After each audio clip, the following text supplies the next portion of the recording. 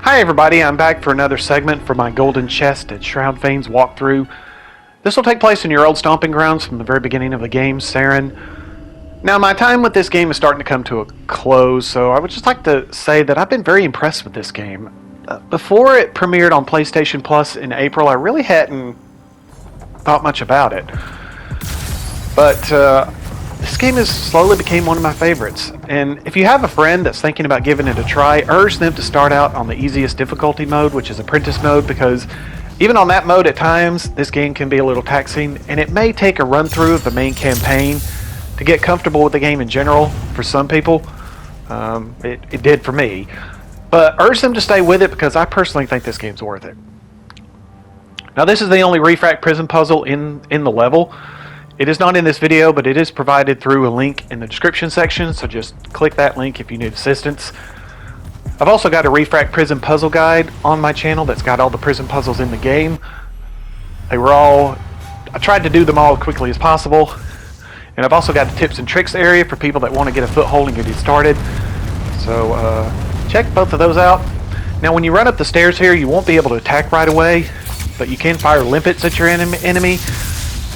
And then when the battle officially starts, knock him down, red magic makes him explode, boom, instant kill. Now on the hardest difficulty, I think you have a blue Magnus boss here. I can't remember for sure, but on this is the easiest mode, Apprentice mode, so you just have his minions to deal with.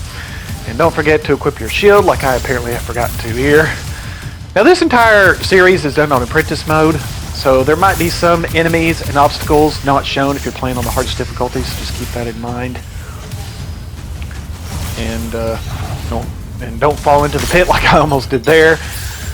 This is like my 4th or 5th run through of this game, and I couldn't tell you how many times I fell into these pits while playing this particular Shroud thing. So just definitely be aware of your surroundings.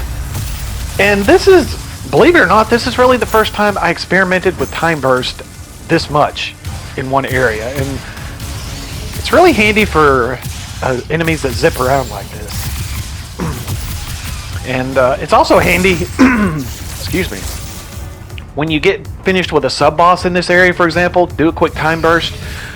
You can kind of get your bearings, find your enemies, and get back into the fight. So I definitely recommend playing around with that. And after I finished off the last blue enemy here and it went to green, I had a brief stint where I couldn't change from my limpets to disrupt. And after the last green enemy and it went to red, I had the same problem. It might just be a PS5 issue, but I'm curious to know if anybody else had this problem, so let me know in the comments. And definitely use your Dominion attack here, and use it early because with all the enemies you fight, you will get another chance to use it. And if you're playing on the hardest difficulty and you invested enough in the talent tree, you may even get to use it 3 times in this Shroudfane if you do it early enough. But and as you can see, Time Burst really slows them down to where you can stay locked onto them a lot easier. And Torrent Missiles would have been best to finish him off, but got him easy enough. Now here's where it switches to red. Now I tried to focus on her minions before I started fighting her because unlike the others, she tries to heal herself during the battle. So when I start focusing on her, I want to stay focused. So, and as you can see, Bash will stun her, sometimes knock her down completely. So I definitely recommend using that. And Disrupt is your friend here because Disrupt not only absorbs her attack, but it also keeps her from healing. So that's pretty much the only augment I used during this battle here. And her minions kind of gave me some frustrations here. But luckily they got right in the middle of my attack there, so thank you very much, minions, for making my stay in this Shroudfane all the more quicker. We appreciate your assistance. And she was kind of easy to finish off after I took care of all of them. Now, before the last phase of the Shroudfane begins, gather any health crystals or mana crystals. It will be a combination of blue, green, and red mages for this last part, and You will unfortunately have another little red she-devil to deal with. I like to call her. And I tried to finish her off with my last Dominion attack, but she kind of zipped around on me a little bit.